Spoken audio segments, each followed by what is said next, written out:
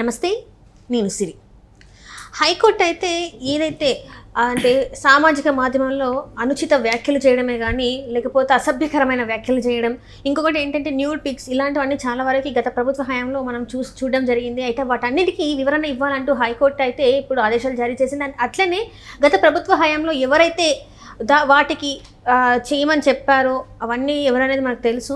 So ఇప్పుడు వాళ్ళైతే arrest కాబోతున్నారు అని చెప్పేసి కూడా తెలుస్తుంది. దీంతో సజ్జల రామకృష్ణారెడ్డి గారు, సజ్జల భార్గవరెడ్డి గారు అయితే ఇంకా అరెస్టులు అయితే వాళ్ళిద్దరు అరెస్ట్ అయితే ఖాయం అని చెప్పేసి కూడా మనకు తెలుస్తుంది. సో ఇందులో ఎంతవరకు వాస్తవం ఉంది ఏంటనే అంశాన్ని మనకి వివరించడానికి మనతో పాటు ఉన్నారు ప్రముఖ సీనియర్ జర్నలిస్ట్ దుర్గా కుమార్ గారు. నమస్కారం సార్. నమస్కారం మసిరి, మన వీక్షకులకు కూడా. సార్, ఇప్పుడు చూస్తుంటే సజ్జల రామకృష్ణారెడ్డి గారు ఇంకా సజ్జల భార్గవరెడ్డి గారు గత ప్రభుత్వ హయాంలో సామాజిక మాధ్యమాలలో ఎలాంటి పోస్టులు పెట్టేవాళ్ళో మనం చూసాం. అంటే అది వ్యక్తిగత హననమే కావచ్చు, చాలా అసభ్యకరమైన పోస్టులు అవన్నీ పెట్టడం కూడా జరిగింది. అంటే ఒక పార్టీలోని వ్యక్తుల్ని తక్కువ చేసి మాట్లాడాలంటే అట్లాంటివి పెట్టాలి ఖచ్చితంగా. మహిళలైనా కూడా వాళ్ళని అంటే చూడకుండా, మహిళలను మినహాయింపు లేకుండా అందరి గురించి, చిన్నపిల్లల గురించి పెట్టడం అయితే జరిగింది. సో ఇప్పుడు కోర్టు అయితే అడుగుతుంది, స్పష్టత అయితే కావాలి, స్పష్టీకరణ చేయాలి, ఎందుకు ఇలాంటి పెట్టిండ్రు అని చెప్పేసి కూడా కోర్టు అయితే అడుగుతుంది. మరి ఇప్పుడు ఏం జరగబోతుంది? వాళ్ళిద్దరు అరెస్ట్ అయితే ఖచ్చితంగా జరిగే అవకాశం ఉందంటారా? ఇప్పుడు జగన్మోహన్ రెడ్డి గారు గతంలో ముఖ్యమంత్రిగా చేశారమ్మా. ఆ టైంలో ఆయన సోషల్ మీడియా అనేది ఒక సైన్యం, జగన్ సైన్యం అని పెట్టి సోషల్ మీడియాలో కొన్ని వేల మందిని డబ్బులు ఇచ్చి, పేమెంట్ ఇచ్చి ప్రతిపక్షాలకు చెందినటువంటి వ్యక్తుల మీద, వాళ్ళ విధానాల మీద, వాళ్ళని కించపరుస్తూ కుటుంబ సభ్యుల మీద, తర్వాత కొన్ని ప్రభుత్వ వ్యవస్థల మీద, న్యాయ వ్యవస్థలో ఉన్న న్యాయమూర్తుల మీద కూడా పెట్టారు.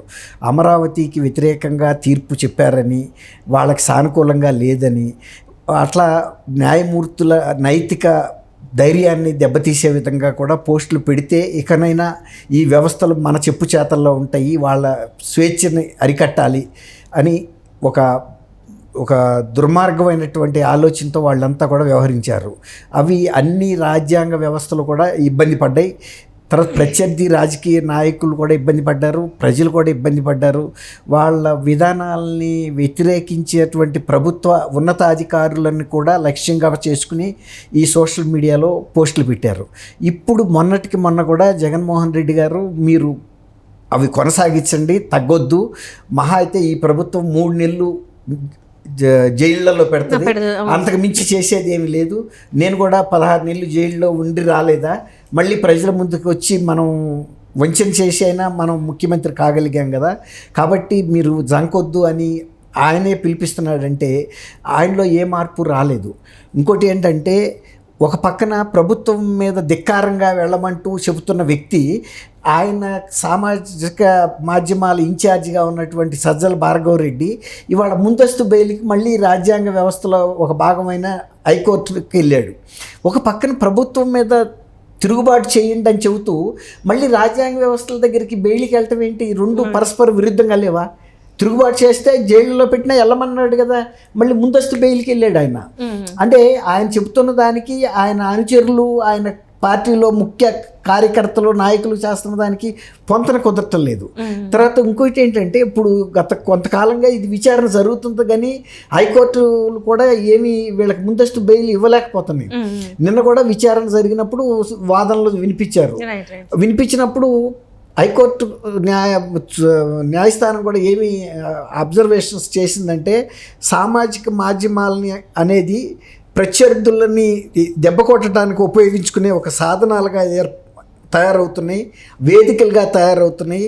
ఇలాంటివి మంచి విషయాలు కాదు. అసభ్యమైన పోస్టులు పెడుతున్నారు, తర్వాత డీప్ ఫేక్ ఫొటోస్ అని పెడుతున్నారు. అసలు అది ఏది నిజమైన ఫోటోనో ఏది నకిలీ ఫోటోనో కూడా తెలుసుకోలేనంత పరిస్థితిగా ఉన్నాయి. తర్వాత ఇలాంటి కుటుంబ సభ్యుల మీద కానీ, వ్యవస్థల మీద కానీ, రాజకీయ ప్రత్యర్థుల మీద కానీ అసభ్యకరమైనటువంటి, అభ్యంతరకరమైనటువంటి, అశ్లీలమైనటువంటి పోస్టింగ్లు పెడుతున్నప్పుడు ప్రభుత్వం తీసుకున్న చర్యలు ఏంటి?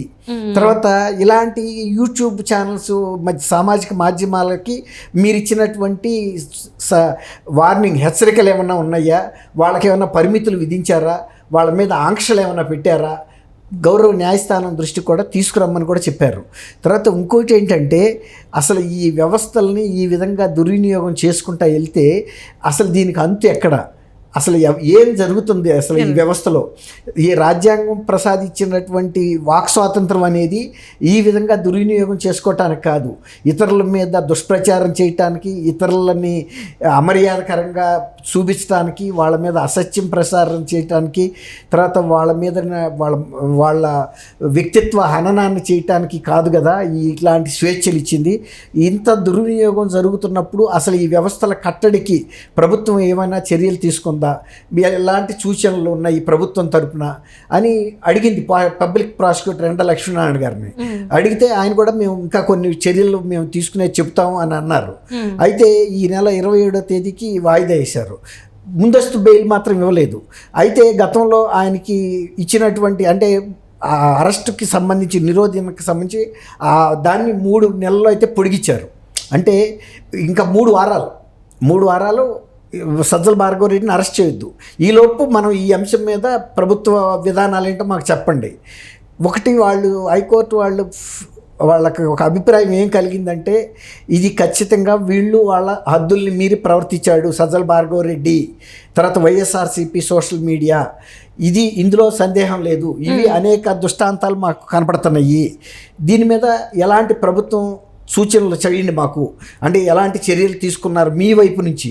తర్వాత వాళ్ళు తీసుకునేది హైకోర్టు నుంచి వేరే, కానీ ప్రభుత్వం కూడా ఏమేమి ప్రతిపాదనలు పెడుతుంది పోలీస్ శాఖ ద్వారా కానీ, లేకపోతే ఇంకా ఏమైనా వీటి కట్టడికి సంబంధించిన చట్టాలు, ఇప్పుడు యూట్యూబ్స్ కానీ ఇవన్నీ ప్రచార మాధ్యమాల్లో జరుగుతున్నట్టు అరాచకం ఇది గతంలో లేదు. గతంలో ఇంత విస్తృతమైన ప్రసార మాధ్యమాలు లేవు, ఇలాంటి అశృంఖలమైనటువంటి స్వేచ్ఛ కూడా లేదు. ఇప్పుడు దాని మీద పరిమితి ఎవరికి లేదు, ఎవరికి కూడా కట్టడి చేసే అధికారం ఎవరికీ లేదు. ఏ వ్యవస్థ కూడా నిర్వీర్యమై చూస్తున్నాయి తప్ప ఇవాళ ఈ సమస్య హైకోర్టు ముందుకు వచ్చింది. హైకోర్టు అయితే స్పష్టతలోనే ఉంది, అధికారాన్ని వాళ్ళకు ఉన్నటువంటి పరిమితుల్ని పూర్తిగా అతిక్రమించారనేది ఇక మాకు సందేహం లేదు ఆ విషయం మీద. దీని మీద మేము ఇంకా కూడా డీప్గా అంటే ఇంకా లోతుగా విచారణ జరిపిస్తాము. మన టైం లేకపోయింది, 27వ తారీఖు వాయిదా వేశారు. ఏదున్నా కూడా నేను అనుకోవటం ఇంకా 1-2 వాయిదాల లోపల స్పష్టమైనటువంటి ఆదేశాలు, అంటే ఇప్పుడు అంటే వీళ్ళు ఎట్లాంటి వివరణ వివరణ ఇచ్చినా ఇచ్చే అవకాశం ఉంది. ఎందుకంటే ఇప్పుడు వాళ్ళు చేసిందంతా కూడా తప్పే. అంటే ఒక మహిళ గురించి తప్పుడుగా మాట్లాడినా అంటే అవన్నీ కూడా ఖచ్చితంగా వాళ్ళ దగ్గర ఆధారాలు ఉండాలి. ఆధారాలు ఉండకుండా ఒక మహిళ గురించి అట్లా తప్పుడుగా ఒక సోషల్ మీడియాలో పెట్టడం అనేది చాలా నేరం. మరి వాటన్నిటి వీళ్ళు ఏమని స్పష్టత ఇస్తారు? అదే ఇప్పుడు వాళ్ళకి హైకోర్టు కూడా అభిప్రాయం వచ్చింది, వీళ్ళు ఏ విధమైనటువంటి వివరణ ఇచ్చినా కూడా హైకోర్టు సంతృప్తి చెందుతుందని మనం అనుకోవటానికి లేదు. ఖచ్చితంగా ప్రభుత్వాల నుంచి ఒక సూచనలు కనుక మార్గదర్శకాలు రాకపోతే హైకోర్టు మార్గదర్శకాలు ఇవ్వటంతో పాటు ఈ ప్రసార మాధ్యమాల్లో సామాజిక మాధ్యమాల్లో వాళ్ళ పరిమితుల్ని దాటినటువంటి సజ్జల భార్గవ్ కానీ వీళ్ళ మీద చర్యలు తీసుకోమంటుంది. అరెస్టుకు కూడా ఖచ్చితమైన ఆదేశాలు ఇస్తుంది. అరెస్టుకు ఆదేశాలు ఇవ్వటమే కాకుండా ఏ సెక్షన్ల ప్రకారం కేసులు బుక్ చేయాలో కూడా చెప్పి పోలీసులకు ఆదేశాలు ఇస్తుంది. అది ముఖ్యం. ఎందుకంటే వాళ్ళు అరెస్ట్ చేయమంటాం ఒకటి, అరెస్ట్ అయిన తర్వాత ఎవరైనా బెయిల్ మీద రావటం కూడా అంతే సహజం. అంతేగాని అరెస్ట్ అయిపోయిన తర్వాత బెయిల్ మీద శాశ్వతంగా ఉండలేరు. కానీ ఏ సెక్షన్ ప్రకారం కేసు బుక్ చేయమంటారో చేస్తుంది. మా పర్యవేక్షణలోనే ఈ దర్యాప్తు కూడా చేయమని కూడా చెప్తుంది. ఎప్పటికప్పుడు ప్రోగ్రెస్ కూడా గౌరవ హైకోర్టుకి తెలియజేయమంటుంది. ఎందుకంటే ఖచ్చితమైన దిశానిర్దేశం ప్రకారం ఈ కేసులు వెళ్తున్నాయా లేదా, లేకపోతే నీళ్లు గారుస్తున్నారా నీరు గార్చినట్టుగా, మళ్ళీ వీళ్ళు తప్పుకుంటారా దోషులు అనే అంశం మీద కూడా ఒక కన్నేషించే అవకాశం పూర్తిగా ఉందాం. Right sir, thank you so much. Thank you.